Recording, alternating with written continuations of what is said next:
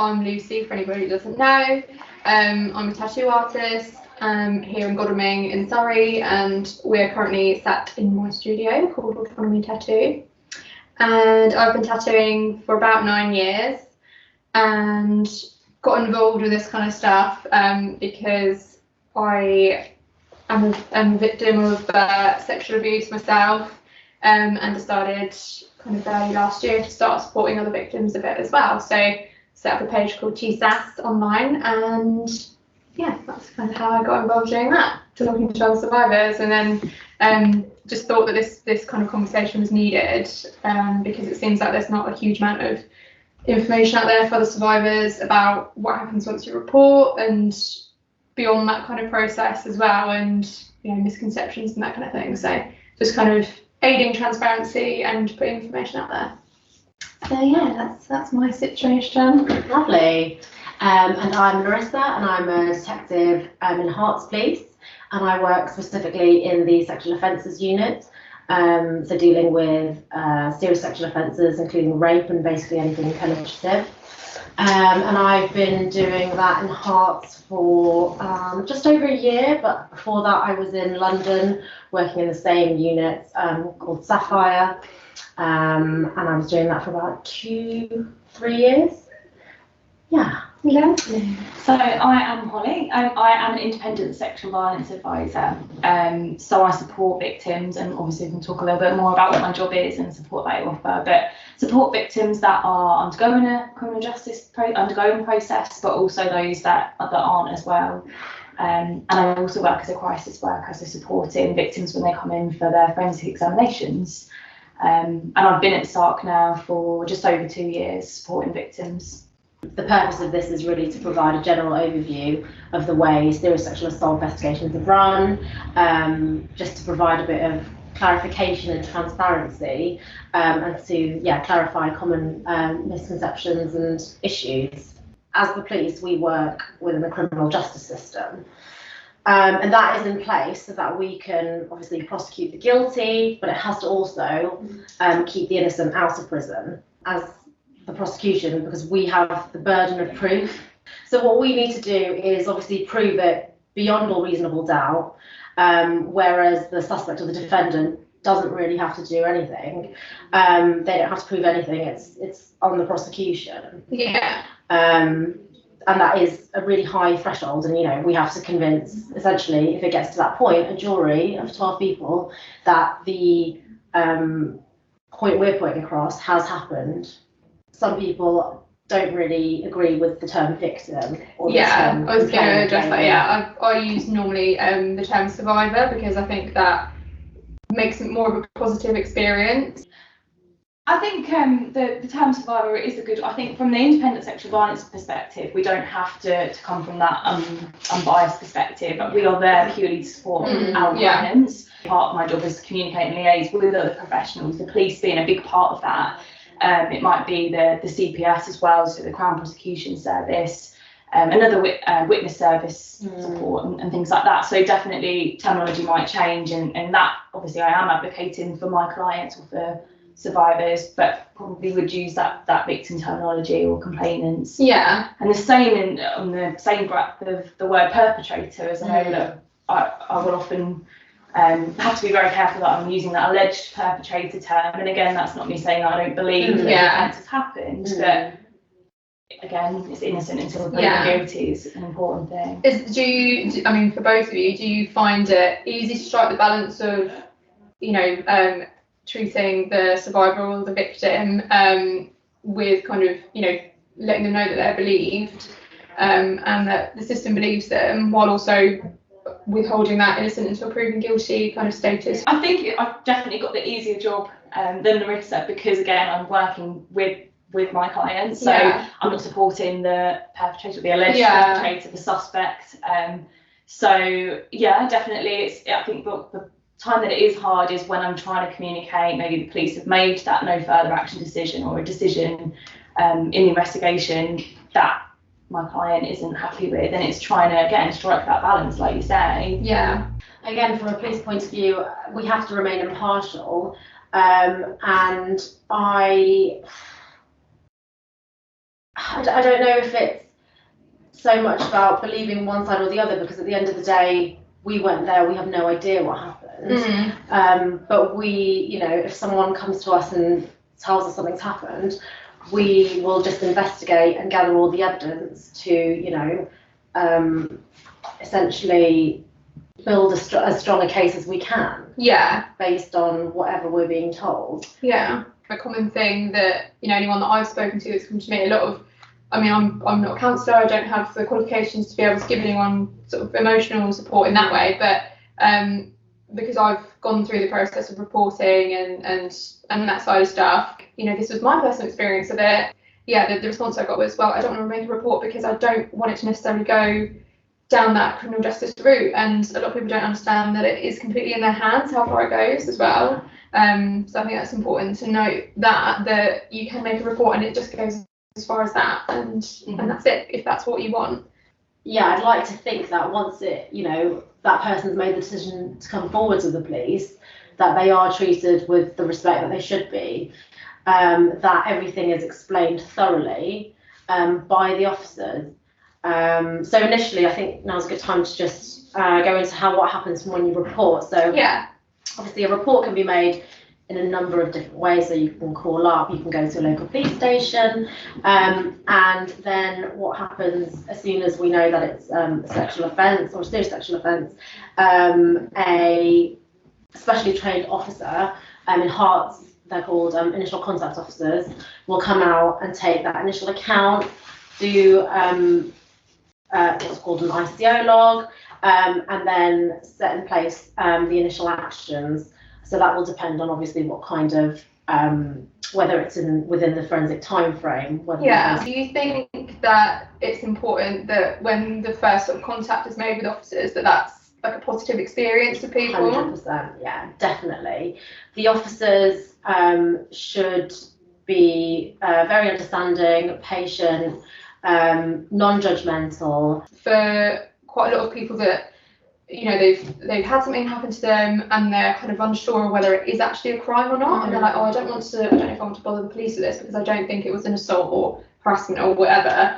But that's okay to actually just ask. Yeah, absolutely. We'd much rather that people came forward and asked that question, and that we could then give the appropriate advice, than for someone to sit there and, you know, think about it and worry and not make that report. Like, absolutely. Or feel like because it's not kind of, they don't see it themselves necessarily as an assault, that's somehow like invalidating to their experience. Like, oh, I don't fit under this bracket, so therefore it's not worth sort of bothering with, or not worth seeking support as well. So, yeah, I think that's something that we definitely need to improve in our society, is educating us around what sexual offences are and ways to give consent and what consent even is. So I think it's not surprising that we get to adulthood and lots of people, females, males, you know, everyone doesn't actually always know. And I know that, Larissa, you were going to maybe mention about actually what a sexual offence is, and sometimes it can be really embarrassing to say, oh, I actually don't actually know what rape is, and so it's important to have that understanding. For sure. So the definition in law of rape is, so Section 1 of the Sexual Offences Act 2003 makes it an offence for a person intentionally to penetrate with his penis the vagina, anus or mouth of another person without that person's consent, if he does not reasonably believe that that other person consents. So I think with that, I think most people know about the first bit in relation to that a rape was committed with a penis, and that maybe not in relation to that it's you know, the mouth as well, that includes the mouth. But I do really think that the last bit is the bit that isn't that widely known about. So if he does not reasonably believe that the other person consents, it is obviously in our society about lack of consent, as opposed to in other countries it's in relation to, you know, using violence or a threat. Do you feel like that's still kind of a misconception that people will struggle with today? So, yeah, 100%. I do. I think there was that perception of there being something not being bad enough, which is something that I've definitely come across with people that I've spoken to. They sort of have the like a common theme is just, oh, this happened to me, but it's not as bad as something else, or I don't feel like it's worth making a fuss about. And that, like, if you've been made to feel uncomfortable, then that's important. It doesn't matter whether you feel it's worse or less than any other experience. It's still valid, and that needs support if you want that. So yeah, definitely. Yeah. When reports are made to police, we always, so for serious sexual assaults, always offer an ISVA referral, and I think that's really important, because obviously it should be offered to everyone, but it is also important to emphasise that we can only do that referral with the consent of the complainant. Yeah, but that's, I mean, that's really important as well, that even sort of counselling support services should only be pursued if you feel that you're able to do that as well, because not everyone's in a position where they are emotionally able to handle that, or even to, you know, emotionally able to make a report. Yeah. So if you don't feel like you're able to make a report, that's okay. Yeah, definitely. And I think, well, in my experience, I've always told complainants, you know, we can do as much or as little as you want. We're completely led by your wishes. Yeah. You know, they can come in, have a chat. We call it a pre-assessment, and just discuss exactly what the investigation process looks like, and decide decide together essentially whether that's something that they feel like they're happy to go ahead with at the moment. Yeah. Obviously, we'd also explain that in some cases where there's, you know, forensic opportunities, that maybe we would ask them to, you know, go to the SARC and have that examination now, but that doesn't necessarily mean that you then have to continue on with the rest of the investigation. You can just make sure that we secure all the evidence now, sometimes do the video recorded interview, sometimes not, it depends, and then they can decide later on whether they want to pick that up, but we obviously retain all of that information, and we understand that, you know, it is something that's traumatizing and horrendous, and you sometimes need a bit of time to process everything and decide what you want to do going forward, and whether you've got that support network around you to help, because I think that's really, really important for people. Yeah, for sure. I think that's another misconception for anyone that hasn't been through that experience as well. They go, well, you know, why did they wait so long? That's something I've heard like a lot. Yeah. And it takes you a long time to process the trauma a lot of the time, even to just make sense of what's happened and that what happened to you was wrong, and sort of again sort of get into an emotional place where you feel kind of stable enough to face it and process that as well. Yeah, so definitely. So the SARC is the Sexual Assault Referral Centre. So this is a service within most counties, I believe, in England, where individuals can come forward for support following sexual abuse or sexual violence. So specifically in the SARC is forensic suites, where someone can come forward for a forensic examination. This is offered to people that are going through police investigations, so potentially would be Larissa that might refer someone for that examination. But people also come forward when they're not quite sure if they want to report yet. So there's specific forensic timeframes where someone could come forward for an examination. So for instance, an instance of rape, you've potentially got up to 7 days to come forward. So again, I think there's a misconception that you've got to go there and then, that hour after it's happened. But there is time in certain situations. But so someone will come forward for a forensic examination, and they will meet from the offset a crisis worker. So like an ISVA crisis worker is just there for that victim. They're not there to be impartial. They're not there to collect evidence, but they're purely there to support in the first instance. Yeah. They're gonna hold their hand, talk to them, do everything for them basically whilst they're in that time. And whilst the nurses, who are also lovely, are going to be collecting those forensic exhibits for a police investigation. So I might be working with someone that's self-referred in, so they've not yet made that decision, but they can have all those exhibits still taken, and they can be kept for up to 7 years for them to come forward and report. So it's a really empowering thing that, you know, 2 years down the line, they might then decide now's the time. But I think beyond just collecting those forensic exhibits, that's not just what the SARC is there for.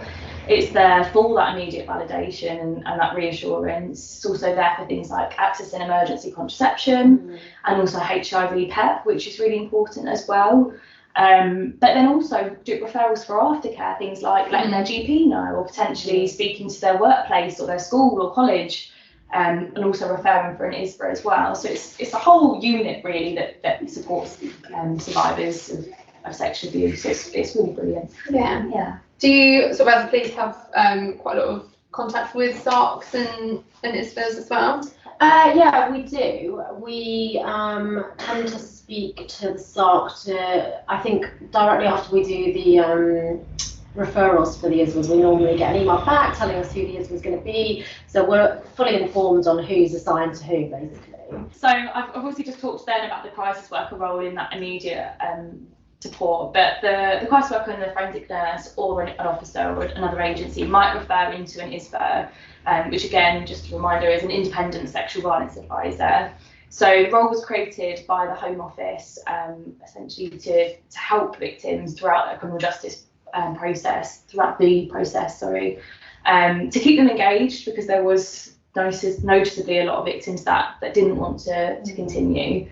So the role there is to provide emotional and practical support. That could be anything from referring them to things like pre-trial therapies or counselling, to supporting them with things like flashbacks and nightmares. Then there might be, on the other hand, referring them to a sexual health clinic or giving them that support in that more practical sense. And then the big part will be supporting them through the police investigation. So keeping them up to date with big changes throughout the investigation, giving them that support and reassurance. If the case is no further actions, if a case is charged and they're going to court, then an ISVA will get really involved as well with some of the special measures. So normally the kind of catch-up time frame would be sort of 28 days, isn't it? Yeah, so initially it's within 7 days you should hear from someone, and then thereafter it's every 28 days, So what's kind of the next steps then, once you have kind of made a report and you've got the information that you need on your side? So I think we got to the point of where we were saying we do the video recorded interview. Yes. And then we compile all the rest of the evidence. So that will really depend on the case. Like we said, there could be CCTV that might be of relevance, so we'd secure that. Witness statements are also really important. Disclosure witness statements, so that means like anyone that the complainant has told about what's happened, because that's really good corroborative evidence. And then all of that's compiled essentially. It then goes to a detective sergeant, who then decides at that point whether there is a realistic prospect of conviction. And what that means is that a jury is more likely than not to convict the defendant of the alleged charge, which again, like we've said already, is a really, really high threshold. And then after that, it goes to the CPS for them to essentially like ratify the decision and say, yes, we think we've got enough. And then, if they at that point decide to charge, then we prepare the case for trial essentially. Okay. Do you find at that point where it's kind of being like, I guess the evidence is kind of reviewed, is that a common like stumbling block that you find in investigations of when it might not reach the kind of burden of proof that's needed? I think it can take a while to actually establish that. I think we obviously gather everything that we can, and I think that's probably the longest waiting time throughout an investigation, because sometimes we submit stuff and then either the sergeant or the CPS will come back and say, actually, we want this. We want this. And especially with what we call third-party material, so that would be like medical records, social service records, all of that. We request those, but they can take a really long time, especially with COVID. It's been awful, actually. Trying to request all those details, and that can take months, which isn't fair, but it's unfortunately just the way it's been. But gathering all that evidence, I think is really, really important and really, really strong. So like we were saying before, like I think a lot of people are dissuaded when an offence has happened a really long time ago, but I just don't think that should be the case, because there is so much that we can do. There is so much like information that we can gather, and I think a lot of the like people's idea is that a lot of that forensic evidence carries up a huge amount of weight to it, and if there isn't forensic evidence, then it's not worth sort of bothering with. But that's not really the case. No, I don't think that should be the case at all, and especially because one of the main, issues that we face is that the suspect will claim consent. Yeah. And in which case, forensics really are null and void. They don't help us. They don't take us any further forward, because the suspect saying, yeah, we did have whatever sexual contact, and that will explain why my DNA, my semen, or whatever is present. And in which case, again, we rely on all the other corroborative evidence, which I think can definitely be enough to, take us forward. Yeah.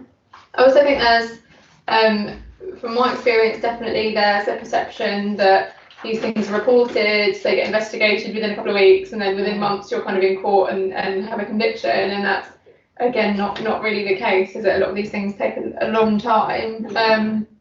So if you're kind of worrying about potentially making a report, there is that to consider as well, that's quite a long slog a lot of the time, and whether you're kind of prepared to deal with that amount of time sort of between, and having that kind of over your head can sometimes be quite a weight for people as well, I feel. Prepared or able to, because some people, I feel like, would like to, but just aren't in that position at the time. Real life carries on, and you've got lots of other things to think about, and sometimes you just think, I just haven't got the time for it at the moment. I completely agree with what you're saying, and I think that people will often come to our service and expect, like you say, that things are going to be over in the next few months and they can get on with their life.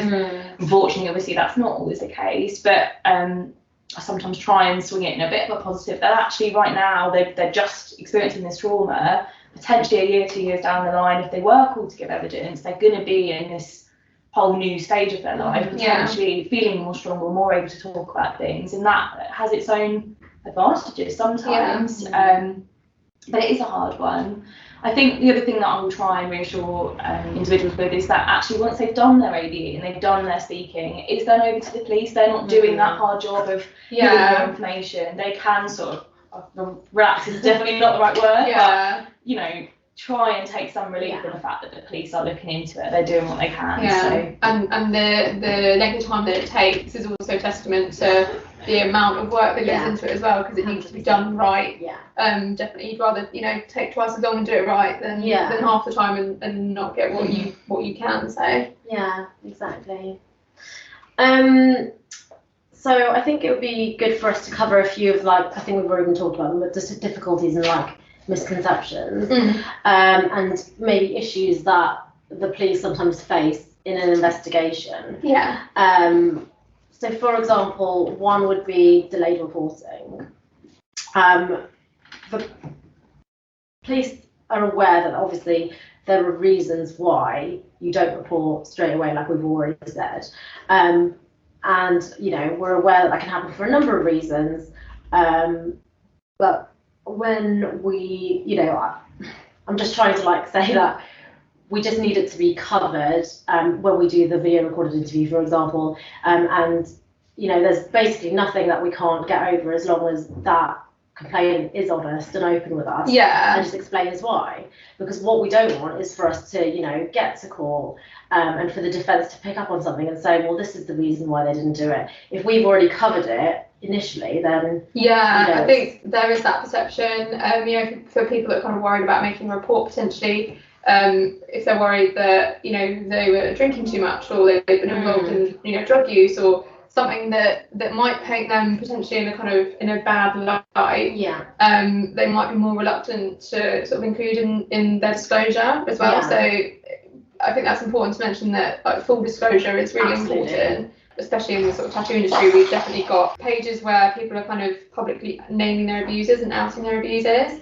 So I think it's important that people talk about their experiences and feel able to come forward and not be judged, and definitely seek,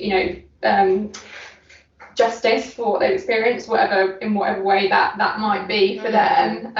But while also protecting that, innocent until proven guilty, that by naming someone publicly, you're jeopardising a potential legal case if there was ever to be one in the future. So and putting that other person in an unlawful position, really, isn't it? So and the last thing that we'd want is that suspect to then use that as a case against them, the victim in that offence case. So Yeah, it can be a difficult one because people need that closure and they need that way to out. But it's finding the ways of being able to speak about their experiences in a safe way that's going to do them more good than harm. Yeah, and kind of on the other side of that, there's definitely from kind of my experience that if somebody has gone public, that's often a way for other victims to come forward as well.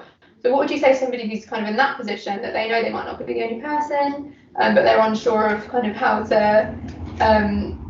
to let other victims know? Because if you feel like you're the only one that's been affected by this, you might be less likely to come forward. Yeah, I don't know. I think that's a really difficult question, especially depending on what point the the public announcement would be made, whether this is before charge or after conviction. I think obviously when someone's convicted, that is then in the public eye. It is put into the newspapers or whatever and news outlets, and at that point I think that's really important to get out there, because that's when a lot of other victims come forward.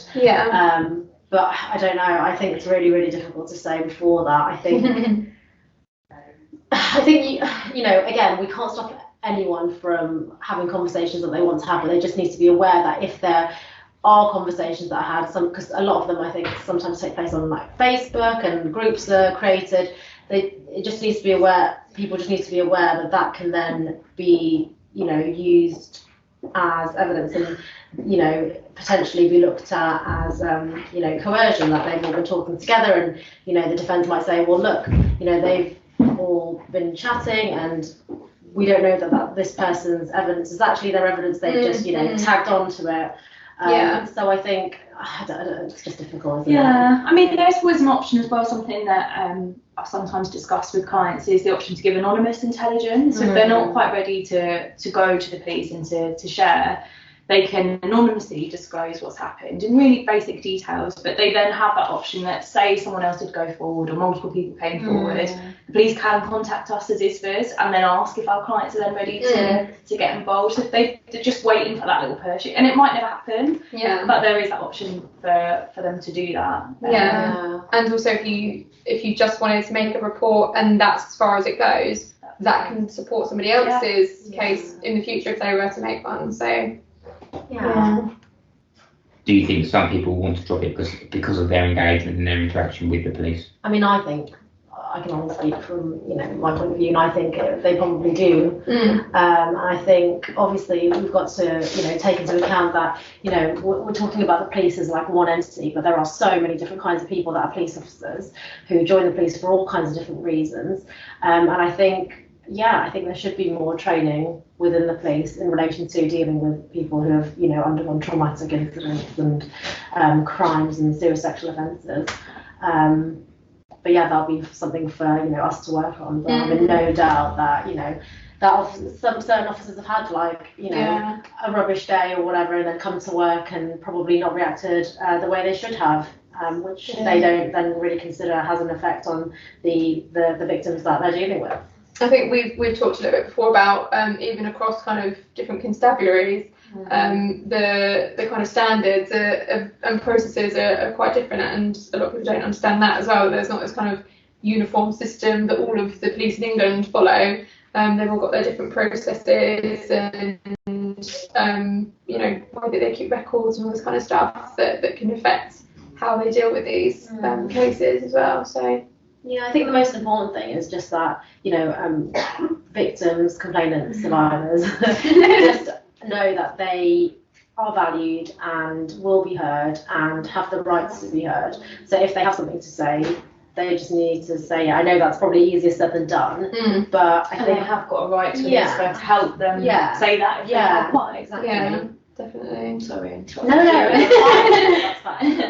I think that's why we're here today, is that we realise that we want to be better. That as a police officer, it's a massive buzz charging somebody. It feels good to prove and show that you've caught the person who's done it. That's why we're in it. It's majority like, of them. It's like the greyhound catching the rabbit. It's what we want to do, and like you say, the majority of us should be. There will always be lazy police officers. There will always be police officers who aren't good. And the more of them we can keep to a minority, the better. But from us and being here today is actually we're looking at, and how we reached out and spoke to you in the first place, because we're looking at how can we get better. And I think the way we get better is by speaking to people who have been through this, to engage with them, to have that dialogue, to find out what worked for them, what didn't work for them, and get that best thing. Because we, at the end of the day, we want to be better. If we could get that to 8%, I mean, we don't get paid anymore, we don't get anything more from it, but the whole point is we join the police to help people. We join the police to make people's lives better, or, you know, at the very least, try and repair some of that damage when it's done. And this is a crime.